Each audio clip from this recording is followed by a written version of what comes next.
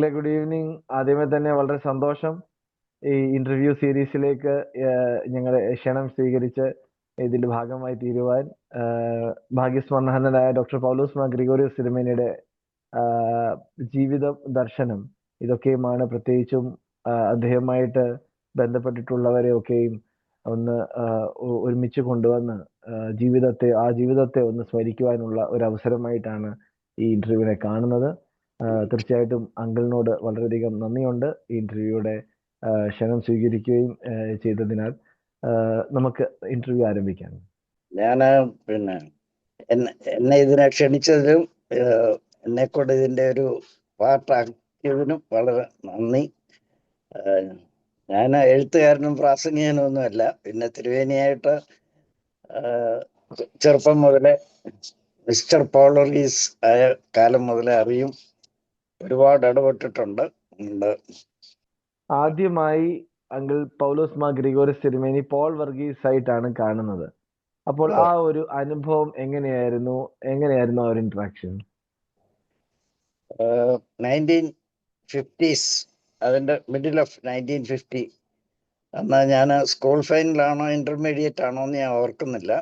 അന്ന് എൻ്റെ അങ്കിള് ഈ പീസ് ലീഗിൻ്റെ കോട്ടയത്ത് കുരിശുപള്ളിയിലൊരു പീസ് ലീഗിൻ്റെ സഭാസമാധാനത്തിന് വേണ്ടി ഒരു നിരാഹാര സത്യാഗ്രഹം, ഉപവാസം ഉണ്ടായിരുന്നു. അപ്പോഴ് ഞാനപ്പോൾ പരീക്ഷ കഴിഞ്ഞിട്ട് ഇവിടെ വന്ന് അങ്കിളിനെ നോക്കാനായിട്ട്, ഇവിടെ ഉപവാസമുണ്ട്, അപ്പം അവിടെ വന്ന് കുരിശുപള്ളി മുറ്റത്ത് അന്ന് കേസായിട്ട് പള്ളി പൂട്ടിയിട്ടിരിക്കുക. അപ്പൊ അവിടെ പന്തലൊക്കെ ഇട്ടിട്ടുണ്ട്. പന്തലിൽ ഇവർ കിടക്കുന്ന 6 പേര്, 3 പേര് നമ്മുടെ സൈഡിൽ നിന്ന്, 3 പേര് പാത്ര കേസ് ഭാഗത്തു നിന്നും, അങ്ങനെ 6 പേര്. അവിടെ പ്രാർത്ഥന, പ്രസംഗം, ബൈബിൾ സ്റ്റഡി, കുർബാന, ഞായറാഴ്ച കുർബാന ഉണ്ട്. അങ്ങനൊക്കെ പോയിക്കൊണ്ട് നടന്നുകൊണ്ടിരുന്നു. ഞാനപ്പം പരീക്ഷ കഴിഞ്ഞിട്ട് അവിടെ വന്നു. അതിൻ്റെ അടുത്താണ് നമ്മുടെ സമുദായ ട്രസ്റ്റിയും സെക്രട്ടറി ഒക്കെ ആയിരുന്ന PC ഇബ്രഹാം, അത് ഫാദറിന്റെ കസിന്. അപ്പോൾ എൻ്റെ പെട്ടി അവിടെ വെച്ചിട്ടുണ്ട്. പകൽ സമയത്ത് അവിടെ പോയിരിക്കും. അല്ല റെസ്റ്റ് ചെയ്യേണ്ട, ഇപ്പോഴോ ഭക്ഷണം കഴിക്കാനൊക്കെ പോവും. അപ്പം അങ്ങനെ ഇരിക്കുമ്പോഴാണ് പോൾ വർഗീസ്, അന്ന് വിളിച്ചിരുന്നത് പോൾ വർഗീസ് സാർ അവിടെ നിന്ന് മിണ്ടാതെ ഒരു മൂലയ്ക്ക് ഇരിക്കും. അങ്ങനെ ഈ ബൈബിൾ സ്റ്റഡി എടുക്കാൻ തുടങ്ങി അദ്ദേഹം. അപ്പം ബൈബിൾ സ്റ്റഡി എടുത്തു തുടങ്ങിയപ്പം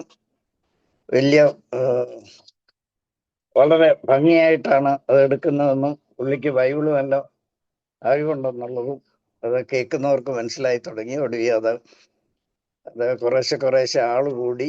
അത് ആ സമയത്ത് നല്ലൊരു ആൾക്കൂട്ടം ഉണ്ടാകാൻ തുടങ്ങി. അദ്ദേഹത്തിന്റെ വേഷം ഒരു ജിബ്ബ, ഖദർ ജിബ്ബയും ഖദർ മുണ്ടും. അങ്ങനെ കുറെ നാള്, അങ്ങനെ കുറച്ച് ദിവസങ്ങൾ കഴിഞ്ഞപ്പോൾ ഞാൻ ഭക്ഷണ സമയത്ത് ഇരുന്നു. അപ്പൊ ഇദ്ദേഹത്തെ ആരും അറിയേയില്ല. അദ്ദേഹം ആരോടും അങ്ങനെ വലിയ അടുപ്പമൊന്നും കാണിച്ചിട്ടുമില്ല. കുറച്ച് ദിവസം കഴിഞ്ഞപ്പോൾ ഞാൻ ചോദിച്ചു, പിന്നെ സാറ് ഉണ്ണാനൊന്നും പോകുന്നില്ല, ഇവിടെ ഇരിക്കുകയാണ്? അണ്ണാ പറഞ്ഞു, ഞാൻ ഇവിടെ ഇരിക്കുക. അപ്പൊ അങ്ങനെ ഒരു ക്ഷീണമുള്ളതായിട്ടോ പ്രയാസമുള്ളതായിട്ടോ അപ്പം എനിക്ക് മനസ്സിലായി ഉച്ചയ്ക്ക് ഉണ്ണുന്നില്ലെന്നുള്ള. ഉടനെ പിന്നെ ഞാൻ വിളിച്ചോണ്ട് പോകാൻ തുടങ്ങി. എൻ്റെ ഫാദറിന്റെ സിസ്റ്റർ അവിടെ അടുത്ത് താമസിക്കുന്നുണ്ടായിരുന്നു. ഇങ്ങനെ വിളിച്ചോണ്ട് പോകാൻ തുടങ്ങി. അത് കഴിഞ്ഞ കുറെ നാളത്തെ കാര്യം ഞാൻ ഓർക്കുന്നില്ല. പിന്നെ എനിക്ക് ഓർമ്മയുള്ളത്, ഹെയ്ലി സെലാസി ചക്രവർത്തി എത്യോപ്യയിൽ നിന്ന് വന്ന് പഴയ സെമിനാരിൽ ഒരു വലിയ സ്വീകരണം ഉണ്ടായിരുന്നു. അപ്പം സാറ് എത്യോപ്യയിൽ പഠിപ്പിച്ചുകൊണ്ടിരിക്കുകയായിരുന്നു.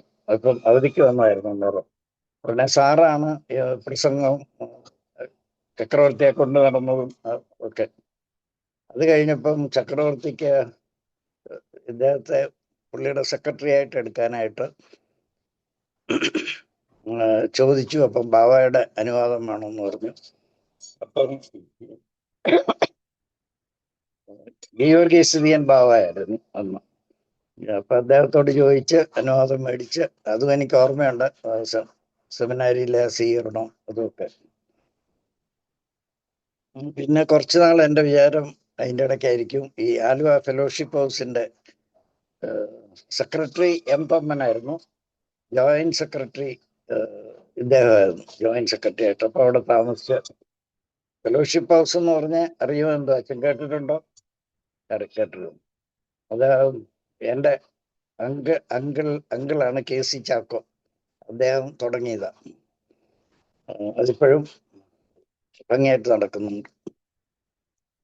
അവിടുത്തെ ജോയിന്റ് സെക്രട്ടറി ആയിരുന്നു. പിന്നെ എനിക്ക് ഓർമ്മയുള്ളത്, പിന്നെ കുറെ നാള് കണ്ടില്ല. അപ്പം ഇത് കഴിഞ്ഞവിടെ അങ്ങ് എത്യോപ്യയ്ക്കും പോയി. അങ്ങനെ ഇരുന്നപ്പോഴാണ് ഡൽഹിയിൽ WCC മീറ്റിംഗ് വന്ന്, വേൾഡ് കൗൺസിൽ ഓഫ് ചർച്ചസ്. അവിടെ ഞാനും, അന്ന് ഞാൻ ബേബി എന്നാ വിളിച്ചിരുന്നത് അദ്ദേഹത്തിന്, ഫിലിപ്പോസ് തോമസ്, പിന്നെ യൂസേബിയസ് തിരുവേനി, ഞങ്ങൾ രണ്ടുപേരും ഒരുമിച്ചായിരുന്നു അവിടെ മീറ്റിങ്ങിന് പോകുന്നതും വരുന്നതും. വിജ്ഞാൻ ഭവൻ അവിടെ ആയിരുന്നു മീറ്റിംഗ്.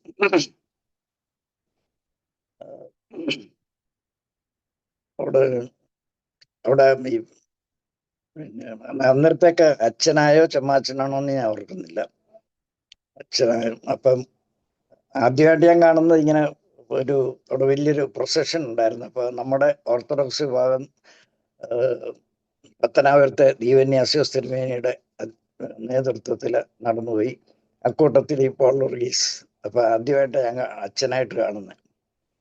അപ്പം എന്നെ ഇങ്ങനെ കൈ കാണിച്ചു, വലിയ സന്തോഷമായി. എന്ന് ഒരുപാട് വർഷം കഴിഞ്ഞ് കണ്ടപ്പോൾ. അത് കഴിഞ്ഞ് അദ്ദേഹം ഈ ബൈബിൾ ക്ലാസ് തുടങ്ങിയപ്പം കുറച്ചു പേരെ ഉള്ളായിരുന്നു. ഒന്നാമത് അൽമായക്കാരനാണ്, സോറി, അന്നേരം അച്ഛനായി. എന്നാലും അവിടെ ബിഷപ്സും വേറെ വലിയ വലിയ ആളുകളൊക്കെ. പക്ഷെ കുറച്ചു നാൾ കഴിഞ്ഞപ്പോഴത്തേക്ക് ഈ ബൈബിൾ ക്ലാസ്സിൽ ആ മുറിക്ക് സ്ഥലമില്ലാത്ത പോലെ അങ്ങ് വലിയ ക്രൗഡായി. അത് ഞാനൊക്കെ കഥയിൻ്റെ പുറകിലൊക്കെ നിന്നേ ഉള്ളൂ. അപ്പം ഞങ്ങൾ രണ്ടുപേരും അങ്ങനെ പല സെഷൻസ് ഒക്കെ അറ്റൻഡ് ചെയ്തു.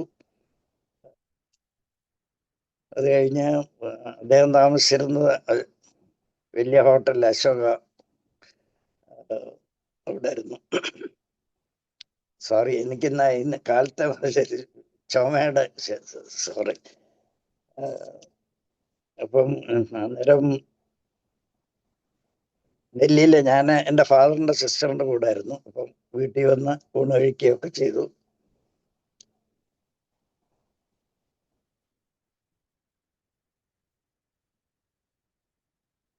പിന്നെ ഇവിടെ നാട്ടിൽ വന്ന് കഴിഞ്ഞ ശേഷം അദ്ദേഹം, ഞാൻ എവിടെയെല്ലാം ഉണ്ടായിരുന്നോ, കൽക്കട്ട, ബോംബെ, തിരുവനന്തപുരം, ഇവിടെ എല്ലാം ഞാൻ എവിടെ ആയിരുന്നു അവിടെ കൂടെ വന്നതാണ് താമസിക്കുന്നത്. ഒരേ മുറിയിൽ തന്നെ, വളരെ അസൗകര്യമായ അറ്റ്മോസ്ഫിയറിൽ അവിടെ അദ്ദേഹം കിടന്നിരുന്നത്. സീക്വൻസ് തെറ്റുന്നുണ്ട് കേട്ടോ ചിലപ്പം. അതിൻ്റെ ഇടയ്ക്കാണ് തിരുവനന്തപുരത്ത് അദ്ദേഹം വന്ന് ഞങ്ങളുടെ കൂടെ താമസിച്ച എൻ്റെ പേരൻസൊക്കെ ഉണ്ടായിരുന്നു. ഞങ്ങളുടെ കൂടെ താമസിച്ചു.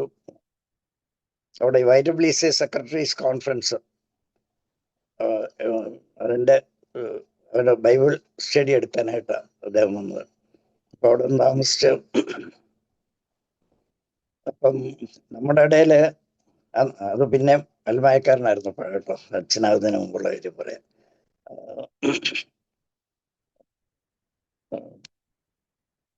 അന്ന് ദാനിയൽ മാർ ഫിലിക്സീനോസ് അവിടെ വന്ന്, അപ്പം അവിടെ രണ്ടുപേരും പ്രാസംഗികരായിരുന്നു. അപ്പം YWCA ഹാളിൽ വെച്ച് വലിയ ആൾക്കൂട്ടമായിരുന്നു.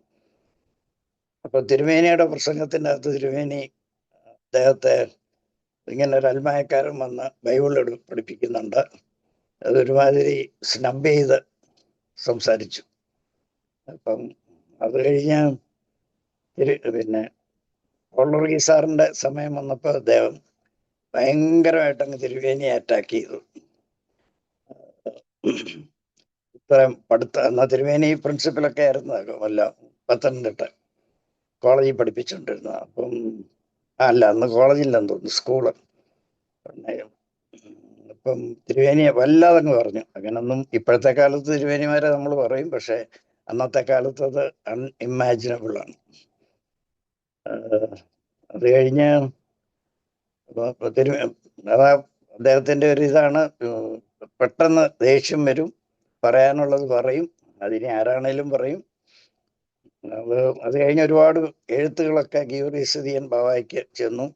ഇങ്ങനെ ഒരാൾ പോളൂർഗീസോടെ വന്നു, ബൈബിൾ ക്ലാസ് എടുത്തു, നമ്മുടെ തിരുവേനി ഒത്തിരി കളിയാക്കി എന്നൊക്കെ പറഞ്ഞു.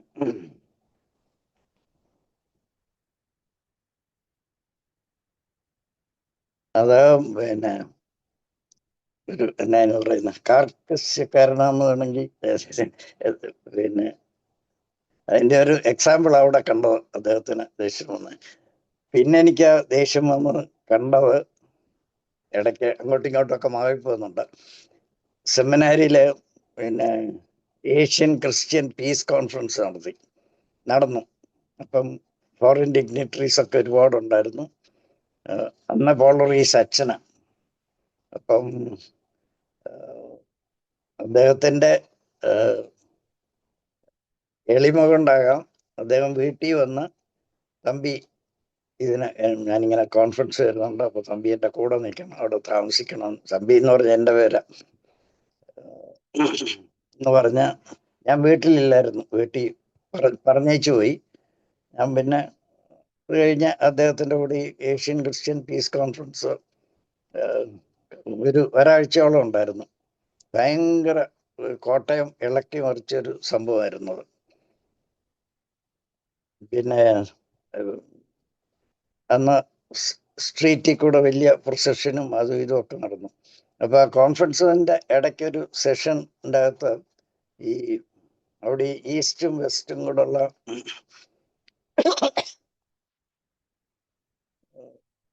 തർക്കങ്ങളും അങ്ങനെയൊക്കെ ഉണ്ടായിരുന്നു. അപ്പം അത് ഓർത്തഡോക്സ് സഭകളും അതിനെപ്പറ്റി കമ്മ്യൂണിസ്റ്റ് കൺട്രീസ്, തിരുമേനിയുടെ സ്വല്പം ചായ്വ് കൊണ്ട ആളാണ് കമ്മ്യൂണിസം.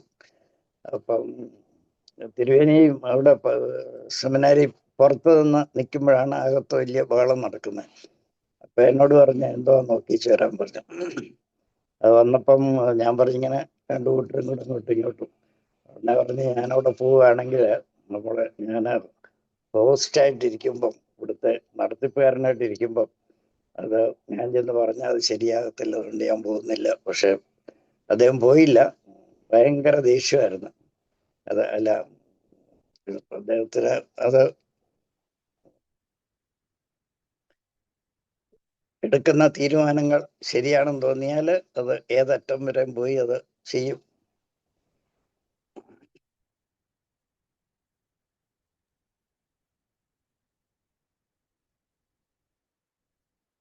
ഇത് കഴിഞ്ഞാണ് ഇതിൻ്റെ ഇടയ്ക്ക് WCC പിന്നെ എൻ്റെ അസോസിയേറ്റ് സെക്രട്ടറി ആയി. ജനറൽ സെക്രട്ടറി ആയേനേയും, പക്ഷെ അത് നമ്മുടെ കൂട്ടർ തന്നെ വാർത്താമാക്കാരും എല്ലാം കൂടെ പുള്ളിയെ പിടിച്ച് പ്രസിഡന്റ് ആക്കി കഴിഞ്ഞപ്പം പ്രസിഡന്റ് ആയ പിന്നെ സെക്രട്ടറി ആകത്തില്ലല്ലോ. പ്രസിഡന്റ് എന്ന് പറയുന്ന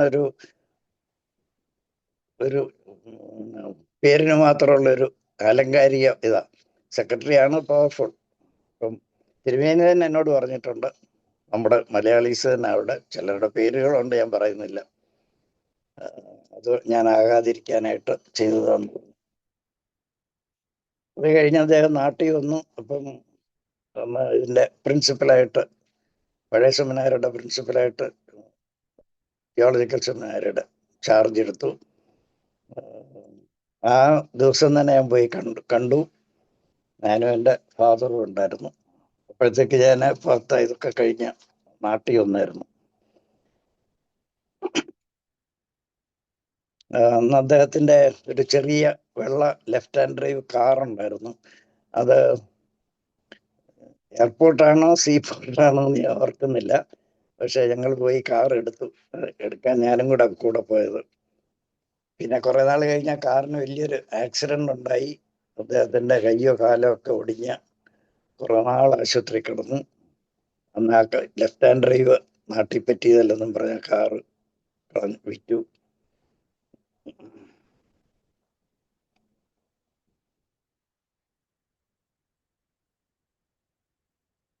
അത് പ്രിൻസിപ്പലായിട്ട് അവിടെ ഇരിക്കുന്നവരുടെ ഒരുപാട് കോൺഫറൻസ് ഒക്കെ നടത്തുമായിരുന്നു.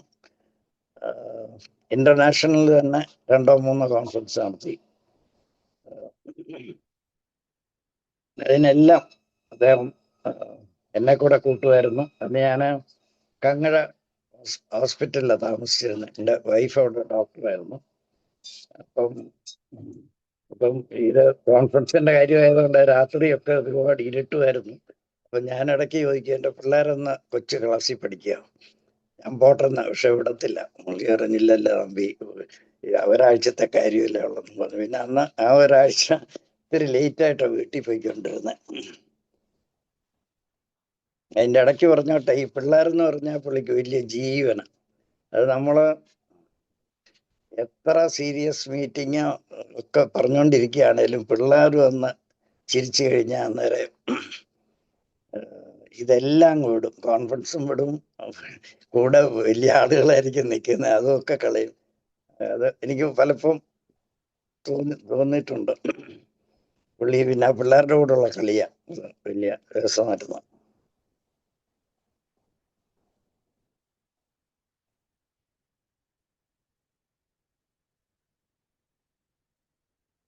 പിന്നൊന്നുണ്ടായിരുന്നത് നമ്മുടെ വട്ടക്കുന്നേൽ ബാവ തിരുമേനിയെ ഭാവമാക്കുന്ന മീറ്റിംഗ്.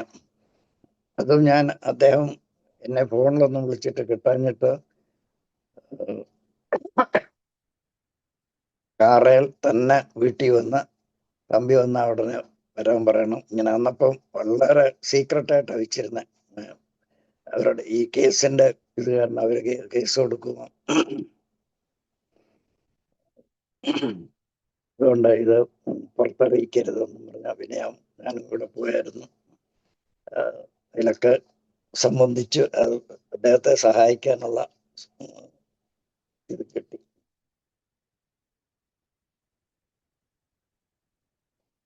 ഈ ദേഷ്യം ഈ പറഞ്ഞ പോലെ ഭയങ്കര ദേഷ്യമാണ്. പക്ഷെ ഈ അനേക വർഷം ഞങ്ങൾ തമ്മിൽ അടുപ്പം ഉണ്ടായിരുന്നു. ഒരിക്കൽ പോലും എന്നെ ദേഷ്യപ്പെട്ടിട്ടില്ല. കൂടെ ഉള്ളവരെ ഒക്കെ ദേഷ്യപ്പെട്ടിട്ടുണ്ട്. ദേഷ്യപ്പെട്ടാൽ അങ്ങ് ഭയങ്കരമായിട്ട് പൊട്ടിത്തെറിക്കും. പക്ഷെ എന്നെ ഒരിക്കലും ഉണ്ടായിട്ടില്ല. ഈ കോൺഫറൻസിന്റെ ഒക്കെ സമയത്ത് കൂടുള്ളവരെ അങ്ങ് വല്ലാതെ ചാടിക്കുമായിരുന്നു. ഏഷ്യൻ ക്രിസ്ത്യൻ കോൺഫറൻസിന്റെ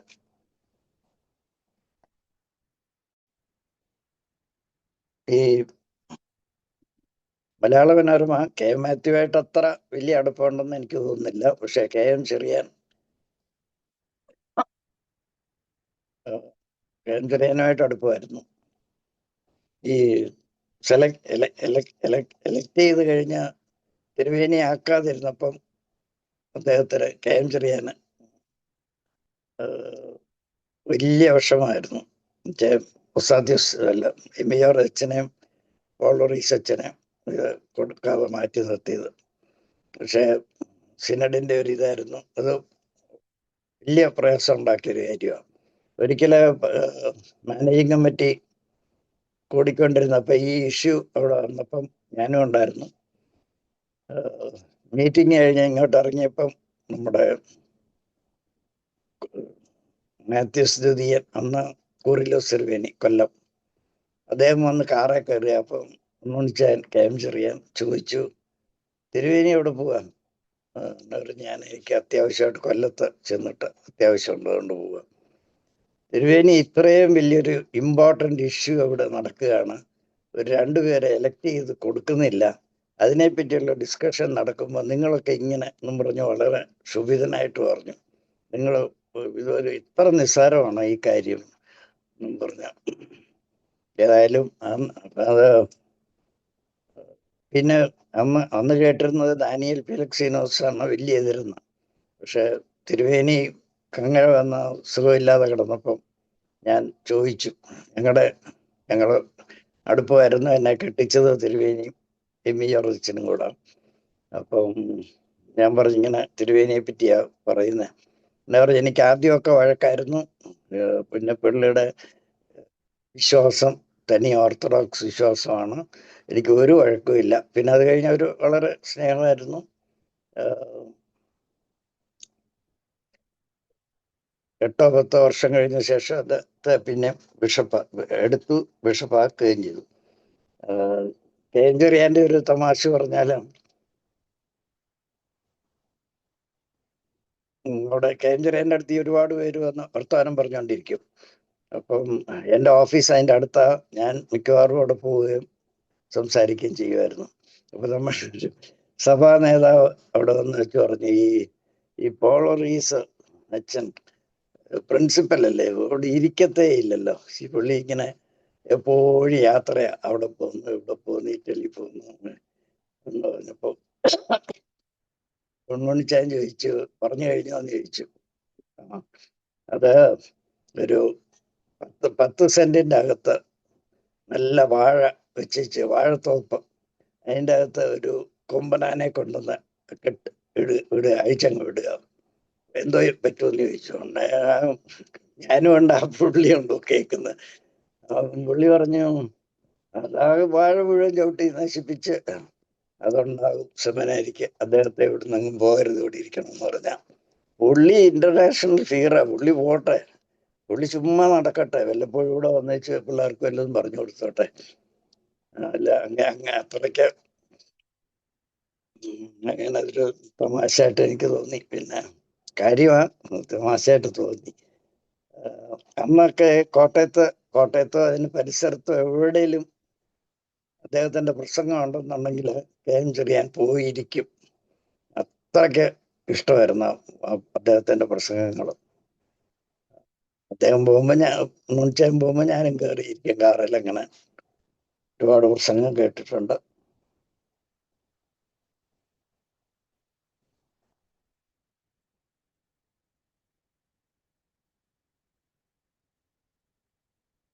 ഒരിക്കലൊരു ബുക്ക്, അദ്ദേഹം എഴുതിയൊരു ബുക്ക് റിലീസ് ചെയ്യുന്ന ഒരു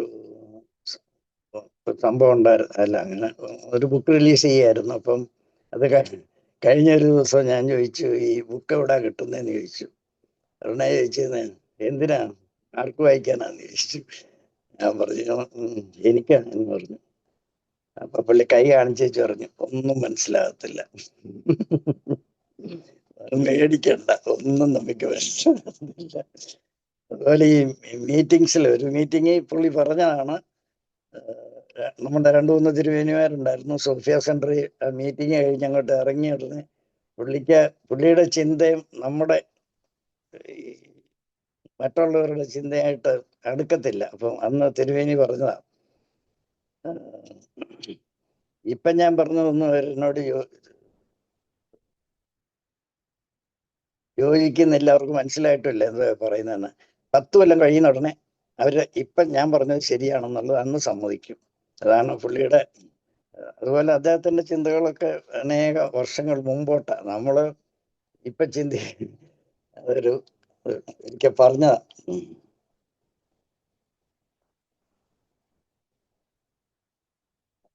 പിന്നെ ഈ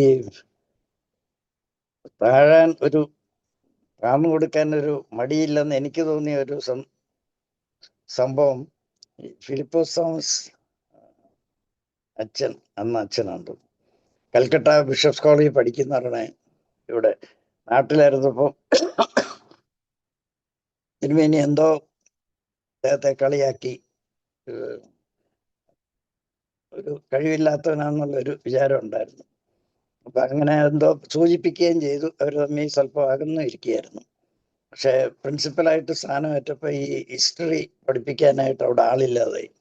അദ്ദേഹം കൽക്കട്ടയിൽ ചെന്ന് പിന്നെ ഈ അച്ഛനെ കണ്ട്, അച്ഛനെ വെയിറ്റ് ചെയ്ത് താഴെ ഇരുന്ന് പുള്ളി മോളിൽ നിന്ന് പിന്നെ എന്നോട് ഈ ഫിലിപ്പോസ് തോമസ് അച്ഛൻ പറഞ്ഞു. അപ്പം തീരെ പ്രതീക്ഷയില്ലായിരുന്നു അദ്ദേഹം വരുമെന്ന്. ഒന്നാമത് അവർ തമ്മിൽ അസുഖമാണ്. അപ്പം പറഞ്ഞു, ഇങ്ങനെ അവിടെ സെമിനാരി പഠിപ്പിക്കാൻ ആളില്ല. അപ്പം അവിടെ വരണം. അപ്പം അദ്ദേഹം തനി സഭാസ്നേഹിയാ ഫിലിപ്പോസ് തോമസ്. പുള്ളി പറഞ്ഞു ഞാൻ വരും, അത് ശരിയാണോ എന്ന് ചോദിച്ചു. അപ്പൊ പറഞ്ഞു ശരിയാ. അത് അങ്ങനെയാണ് അദ്ദേഹം ഇവിടെ പഴയ സെമിനാരി വന്ന് പഠിപ്പിക്കാൻ തുടങ്ങി.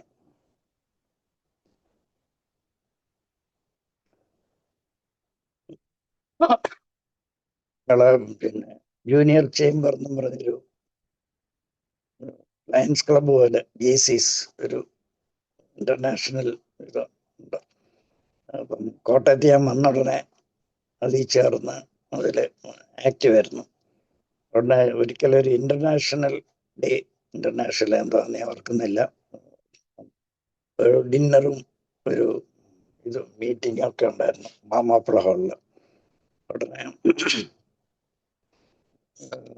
ഗസ്റ്റ് ഹോട്ടലിൽ വെച്ച് ഡിന്നർ കഴിഞ്ഞ അപ്പൊ അച്ഛനാ മെയിൻ സ്പീക്കർ. അപ്പം കഴിഞ്ഞ ഉടനെ പറഞ്ഞു, അപ്പൊ ഒരു ഡാൻസ് ഉണ്ടായിരുന്നു മാമാപ്പുഴ ഹാളിൽ. അത് അപ്പൊ എനിക്കറിയായിരുന്നു ഇവർക്ക് അച്ഛൻ കാണാൻ പറ്റിയൊരു ഡാൻസ് അല്ലെന്ന്. വളരെ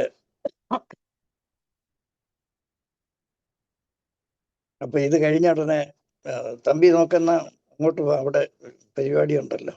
അപ്പൊ എനിക്ക് പറയാനും വയ്യ, വരരുത്. അപ്പൊ ഞാൻ പറഞ്ഞ് അച്ഛൻ വരാൻ പോവാണെന്ന് ചോദിച്ചു. പിന്നെ നമ്മൾ എല്ലാവരും കൂടെ പോവില്ലേ, കാണുന്നു, എനിക്കും കണ്ടിരിക്കാമല്ലോ പറഞ്ഞു. ഞാൻ ഒന്നും പറഞ്ഞില്ല, എനിക്ക് പറയാൻ പ്രയാസമായിരുന്നു. അദ്ദേഹം വണ്ടിയൊക്കെ കയറി ഞങ്ങളവിടെ പോയി. അപ്പം ഡാൻസ് തുടങ്ങിയപ്പം അതിന്റെ സ്വല്പം വഷളായിരുന്നു. കുറച്ചു നേരം പുള്ളി അവിടെ ഇരുന്നു. അത് കഴിഞ്ഞ് വെച്ച് പള്ളി ഇത് പിന്നെ ആളുകളുടെ ഇടയിൽ കൂടെ തലയും കുനിച്ച് ഇറങ്ങി അങ്ങ് പോയി. ഇങ്ങനെ ഓർത്തതാണ്. പിന്നെ എനിക്ക് വലിയ അതിശയം തോന്നിയ ഒരു സംഭവം, ഒരിക്കൽ മനോരമ ഗസ്റ്റ് ഹൗസിൽ ഇവിടെ ഇരിക്കുമ്പോൾ എന്തോ കോൺഫറൻസിന്റെ ആലോചിക്കാൻ എന്തോ മീറ്റിംഗ് ആയിരുന്നു. പുള്ളിക്കൊരു ഫോൺ വന്നു.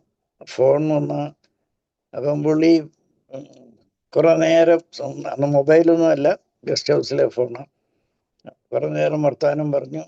പിന്നെ അത് കഴിഞ്ഞേച്ച് ഫോൺ താഴെ വെച്ച് എന്നോട് ചോദിച്ചു, അത് തമ്പിക്ക് എന്നാ മനസ്സിലായെന്ന് ചോദിച്ചു. പറഞ്ഞു എന്തോ അത്യാവശ്യ കാര്യം, വലിയ ആളുകളെ ഏറെണ്ടാ വിളിച്ചെന്ന് പറഞ്ഞു. വൈറ്റ് ഹൗസിൽ നിന്നുള്ള കോളായിരുന്നു.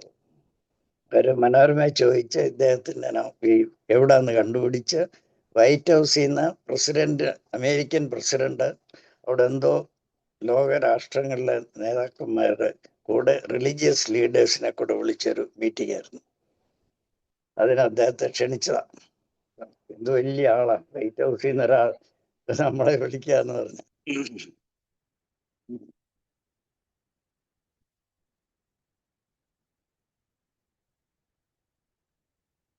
അവസാനമായിട്ട് ഞാൻ കാണുന്നത് പഴയ സെമിനാരിയിലെ ഒരു ക്ലാസ് എടുക്കാനായിട്ട്. അന്ന് തീരെ വയ്യ, വിണ്ടാനും വയ്യ. അപ്പം മീറ്റിംഗ് ആന്ന് പറഞ്ഞ കുറച്ചു പേര് അവിടെ കൂടി. അന്നേരം ഞാൻ അദ്ദേഹത്തിന്റെ മുറി ചെന്നു. അപ്പൊ എല്ലാവർക്കും പേടിയാ, മുറി ചെല്ലാൻ.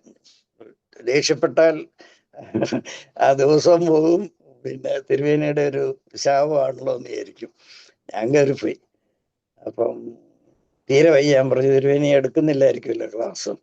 ഇല്ല, എത്ര പേരുണ്ട് താഴെ? അപ്പം പറഞ്ഞു കുറെ പേര് വന്നിട്ടുണ്ട്. അപ്പൊ പറഞ്ഞു അന്ന് മരുന്നിന്റെ പേര് എന്നോട് പറഞ്ഞു, ഈ മരുന്ന് മേടിച്ചോണ്ട് വരാൻ പറഞ്ഞു. ഞാനന്നേരം ഈ കോട്ടയം ടൗണിൽ വന്ന് മരുന്ന് മേടിച്ചു കൊണ്ടുവന്നു. വീൽ ചെയറെ തള്ളിക്കൊണ്ടാണ്, അന്ന് തീരെ വയ്യായിരുന്നു, എടുക്കുമെന്ന് വിചാരിച്ചില്ല. പക്ഷെ അദ്ദേഹം ക്ലാസ് എടുത്തു. വീൽ ചെയറെ വന്ന് അതിലിരുന്ന് ക്ലാസ് എടുത്തിട്ട് അതാണ് അവസാനമായിട്ട് കണ്ടിട്ടുള്ളത്. കഴിഞ്ഞ് പിന്നെ അങ്കിളെ, പ്രത്യേകിച്ച് അങ്കിളിങ് ഇപ്പൊ പറഞ്ഞ ഒരു കാര്യം, പലർക്കും പല തെറ്റിദ്ധാരണകൾ അദ്ദേഹത്തെ പറ്റി ഉണ്ടായിരുന്നു. ഇപ്പം ഡാനിയൽ മാർ ഫിലിക്സ് സിനിമയെ പറ്റി പറഞ്ഞതും, എന്നാൽ അതിനുശേഷം ഒരു അൽമായൻ എന്ന രീതിയിൽ ഉണ്ടായിരുന്നുവെങ്കിലും അദ്ദേഹത്തിന്റെ പട്ടംകുട ശുശ്രൂഷയില് നേതൃത്വം അതിന് ബാവയോടൊപ്പം മുൻനിരയിൽ നിന്ന് ഡാനിയൽ മാർ ഫിലിക്സ് സിനിമയാണ്. പോൾ വർഗീസ് അച്ഛനെ റംബാനാക്കിയത് ഡാനിയൽ മാർ ഫിലിക്സ് സിനിമയാണ്. അതുപോലെ തന്നെ പല അച്ഛന്മാരോടും പറഞ്ഞത് ഇങ്ങനെ ഒരു വലിയ ഗുരു ഈ സഭയ്ക്ക് കിട്ടിയത് വലിയ ദാനമാണെന്ന്, പോൾ വർഗീസ് അച്ഛനാണെന്നൊക്കെ പറഞ്ഞതും പിൽക്കാലത്ത് ഡാനിമാർ ഫിലിക്സ് തിരുവേനി തന്നെയാണ്. അങ്ങനെ പലർക്കും ഇങ്ങനെ ഒരു സാക്ഷ്യങ്ങൾ പറയാനായിട്ടുണ്ട്. ആദ്യം ഇങ്ങനെ ആ, ഒരു പ്രജുഡിസ് അല്ലെങ്കിൽ ഇങ്ങനെ ചില അറിയാതെ പോയ അല്ലെ പലരും ഇങ്ങനെ തെറ്റായ ഇൻഫർമേഷൻ മിസ്ഗൈഡ് ചെയ്ത പലരും അവർ ലേറ്റർ ഓൺ അവർക്ക് അവർക്കുണ്ടായ അനുഭവങ്ങൾ വെച്ച് അതിനെയൊക്കെയും ശ്ലാഘിക്കുന്നുണ്ട്. തിരുമേനി അല്ലെങ്കിൽ പോൾ വർഗീസ് അച്ഛനായ സമയത്ത് അല്ലെ തിരുമേനി ആയപ്പോഴുള്ള ആ വലിയ ഗുണങ്ങളെ പറ്റി. അപ്പൊ അങ്ങനെ കുറെ സാറ് അങ്കിളിപ്പോ പറഞ്ഞ പോലെ തന്നെ അനേക ഇങ്ങനെ ചില ഏഹ്, ചിന്തകൾ അതിനെ മാറ്റാനായിട്ട് പലർക്കും അത് ഏത് സ്ഥാനത്തിരുന്നാലും പലർക്കും അത് മാറിപ്പോയിട്ടുണ്ട്. ഈ തെറ്റായ ചില ഇൻഫർമേഷൻസ് ഉണ്ടായിരുന്നത് ഇപ്പം അങ്കിൾ തന്നെ പറഞ്ഞ ദേഷ്യമാവെന്ന് പറഞ്ഞതിനെ പോലും പല നെഗറ്റീവായ രീതിയിൽ പലരും എടുക്കുമെങ്കിലും എന്നാൽ എന്തിനാണ് ദേഷ്യപ്പെടുന്നതും അല്ലെ എന്ത് കാരണം കൊണ്ടാണ് പലരോടും ജെനുവിൻ ആയിട്ടാണ് ആ ദേഷ്യപ്പെടുന്നതും എന്ന് ഒക്കെയും ആ ജെനുവിനിറ്റി പലരും അത് മനസ്സിലാക്കാതെ പോയതും ഒരു ഇമ്പോർട്ടന്റ് ആണ്. അപ്പം അത് അങ്കിൾ പറഞ്ഞെന്തോ അത് ഞാൻ ഈ സമയത്ത് ഓർക്കുകയാണ് അത്. ഈ പിന്നെ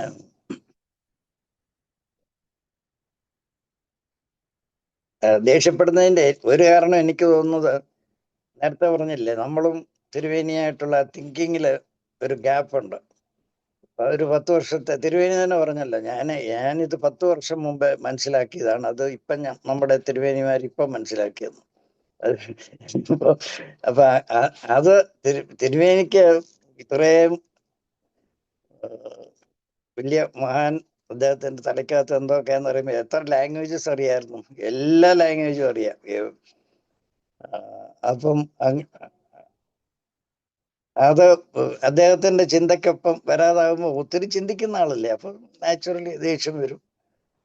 അതിന്റെ ഒരു ദേഷ്യം ഈ ഡാനിയൽ ഫിലിക്സിനോസ് തിരുവേനിയെ പറ്റി ബുക്കിലൊന്നും എഴുതാനല്ല ഞാൻ പറയുന്നത്. അന്ന് കേട്ടിരുന്നത് തിരുവേനി താടി വടിച്ചു കളയുമെന്ന് അന്ന് പറഞ്ഞിരുന്ന ആളുകൾ. ഡാനിയൽ ഫിലിക്സിനോസ് ഇയാളെ പോളറീസിനെ മെത്രാനാക്കുകയാണെങ്കിൽ എൻ്റെ താടി, ഞാനത് ആരും ചോദിക്കത്തില്ല തിരുമേനോട്, പക്ഷെ എൻ്റെ സ്വാതന്ത്ര്യം കൊണ്ട് അങ്ങനെ കിടക്കുമ്പോൾ എന്നും വൈകിട്ട് ഞാൻ പോയി കുറെ നേരം സംസാരിക്കും. ഞാൻ പറഞ്ഞു, തിരുമേനി ഇങ്ങനെ ഒരു കേട്ടു. പുള്ളി ചിരിച്ചോണ്ട് പറഞ്ഞു, എൻ്റെ തമ്പി ഞാൻ പറഞ്ഞിട്ടേ ഇല്ല, മനുഷ്യര് ചുമ്മാ ഇങ്ങനെ പറയുക. പിന്നെ വേറെ ഒരു കാര്യം കൂടെ അദ്ദേഹം പറഞ്ഞു, പിന്നെ അതിന്റെ ശേഷം പറഞ്ഞു, ഇത്രയും ഇപ്പൊ ഞങ്ങൾ തമ്മിൽ ഏറ്റവും അടുപ്പം ഈ സിനഡിലാണെങ്കിലും ഞങ്ങള് യോജിച്ച വർത്താനം ഈ ഇതിന്റെ ഓരോ കാര്യങ്ങൾ തീരുമാനിക്കലൊക്കെ ഒരു വലിയ അടുപ്പമായിരുന്നു, വലിയ ഇഷ്ടമായിരുന്നു. അതുപോലെ ഈ പിന്നെ ഡാൻസ് കാണാതെ എഴുന്നേറ്റ് പോയതുപോലുള്ളൊരു സംഭവം. അവർക്ക് തിരുവനന്തപുരത്തിന് ഞങ്ങൾ രണ്ടുപേരും കൂടെ ബസ്സിൽ പോവുക. ഉടനെ പുള്ളി അവിടുന്ന് തനിനിറം പേപ്പർ പുള്ളി മേടിച്ചു. അപ്പൊ അന്ന് തനിനിറം മേടിക്കുന്ന അച്ഛനൊന്നും കണ്ടിട്ടില്ലായിരിക്കും. അത് മുഴുവൻ അശ്ലീലം എഴുതുന്നത്. അപ്പൊ അത് ഇപ്പം ഞാനെടുത്ത് വായിക്കാന്ന് തന്നെ മടി തോന്നും, എന്ന് വെച്ചാൽ മറ്റുള്ളവർ കാണുന്നുണ്ടല്ലോ ഇതെന്ന്. അച്ഛനത് മേടിച്ച് വെച്ച്. അപ്പൊ ഞാൻ ചോദിച്ചു, അച്ഛൻ ഇത് പത്രം എന്തിനാ വായിക്കുന്നത്? എല്ലാം അറിഞ്ഞിരിക്കണം, ഇയാൾ എന്നാ എഴുതുന്നതെന്ന് അറിയണ്ടല്ലോ. നമ്മളിങ്ങനെ അറിഞ്ഞത് തനിനിറം മോശം എന്ന് പറഞ്ഞ. അതുകൊണ്ട് അതിന് ആളുകൾ പറയുന്നതൊന്നും പുള്ളിയെ ബാധിക്കത്തില്ല. പുള്ളിക്കത് ഈ പത്രത്തെ പറ്റി കേട്ടിട്ടുണ്ട്, അത് ചീത്തയാണെന്നറിയാം, അത് എന്തോ ചീത്തയാന്നുള്ളത് അറിയാം, പുള്ളി മേടിച്ചു.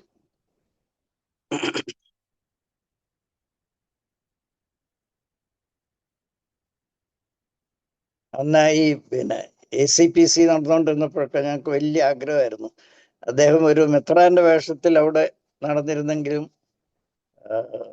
അന്ന് അച്ഛനായിരുന്നു, അച്ഛന്റെ വേഷത്തിൽ നടക്കുന്നുള്ള വ്യത്യാസം അത് നമ്മുടെ സഭയ്ക്ക് നഷ്ടം, അല്ലാതെ പുള്ളിക്കാനൊന്നുമില്ല. പോൾ വർഗീസ് ആയിട്ട് സാറായിട്ട് അവിടെ നാട്ടിലൊക്കെയും വരുമ്പോൾ അതും ആളുകൾക്ക് വലിയൊരു കൗതുകമായിരുന്നു. ഇങ്ങനെ ഒരാൾ ഇത്രമാത്രം ഒരു അൽമായൻ ഈ ഒരു പ്രായത്തിൽ ഇത്രയും ഒക്കെയും വേദപുസ്തകം സംസാരിക്കുന്നതും ഇത്രയും ഇൻസ്പയർ ചെയ്യുന്നതും ആ ഒരു അനുഭവമായിരുന്നു. ഈ മുണ്ടൂട്ട് നടക്കുന്ന ഒരാള് ബൈബിള് ഇത്രയും, അത് പിന്നെ വേറെ വല്ലൊരു ഇന്റർവ്യൂവിന് പറഞ്ഞു കാണും, അല്ലെങ്കിൽ അച്ഛൻ കേട്ട് കാണും.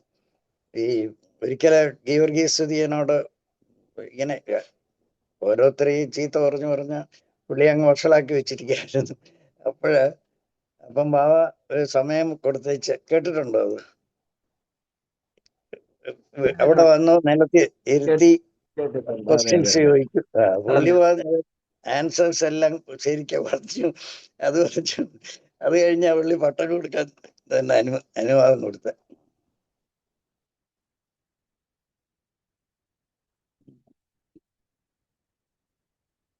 പക്ഷെ അന്ന് അദ്ദേഹത്തിന് ഇവർക്ക് രണ്ടുപേർക്കും MVRHനും കൊടുക്കാത്തതില് ഒത്തിരി പേർക്ക് അന്നത്തെ സഭയുടെ ഡിസിപ്ലിൻ അനുസരിച്ച് നമ്മുടെ ആളുകൾ ബഹളം വെച്ചില്ലെന്നുള്ളതേ ഉള്ളൂ.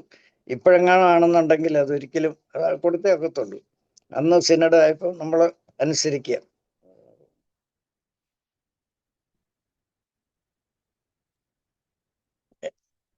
ഒരിക്കൽ പുറത്തുനിന്ന് വന്നറിഞ്ഞ എൻ്റെ ഭാര്യയ്ക്ക് ഒരു സ്റ്റെതസ്കോപ്പ് കൊണ്ട് കൊടുത്തു.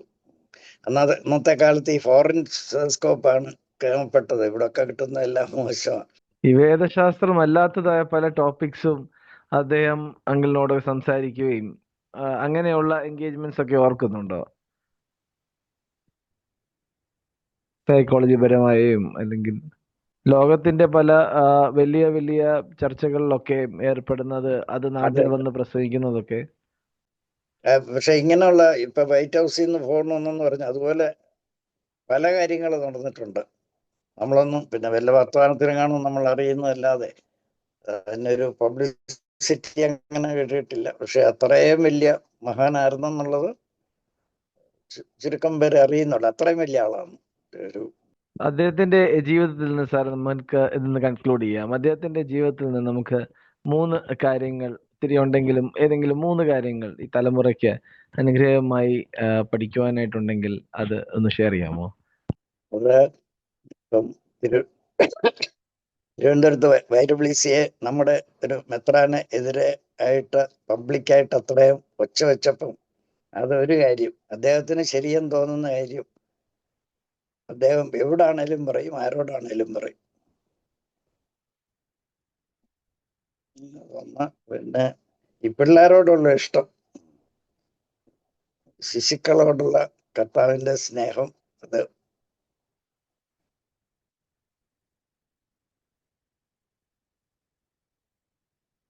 പിന്നെ എളിമ. ഒരു ഉദാഹരണം, ഫിലിപ്പോസ് തോമസ് അച്ഛനെ അച്ഛൻ തന്നെ അതിശയിച്ചു പോയി. ഇടിയൊരു അല്ല അന്ന് അച്ഛനാ പൗലോസ് അച്ഛൻ കൽക്കട്ടയിൽ ചെന്ന് ഇവിടെ പഠിപ്പിക്കാൻ വരണം എന്ന് പറഞ്ഞത് പുള്ളിയുടെ. ഫിലിപ്പോസ് തോമസ് എന്ന് പറയുന്നത് നമ്മുടെ യൂസേബിയസ്, കാലം ചെയ്ത യൂസേബിയസ് തിരുമേനി അല്ലേ? അതെ അതെ അതെ, അതെ. ഞങ്ങൾ വലിയ അടുപ്പമായിരുന്നു. ഓക്കെ.